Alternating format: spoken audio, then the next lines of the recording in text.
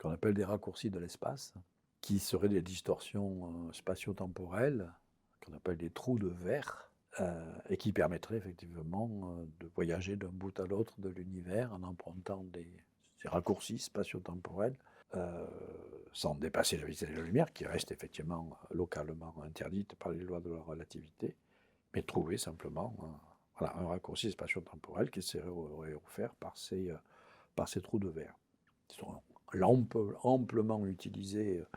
dans la science-fiction, mais qui ne sont pas des créations fantasmatiques, puisque les trous de verre sont une prédiction théorique de la relativité générale.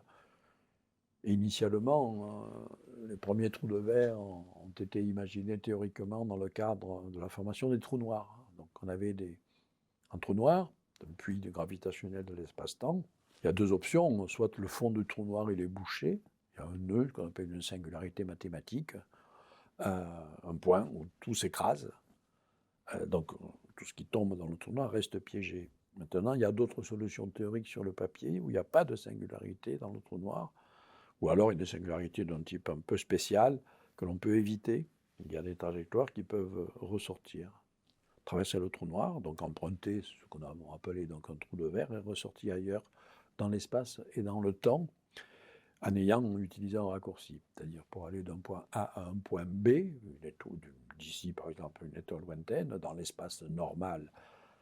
ça nous est quasiment interdit à cause de ces durées, de ces distances, mais un trou de verre traversable permettrait de le faire à une échelle humaine. Alors évidemment, ça a fait rêver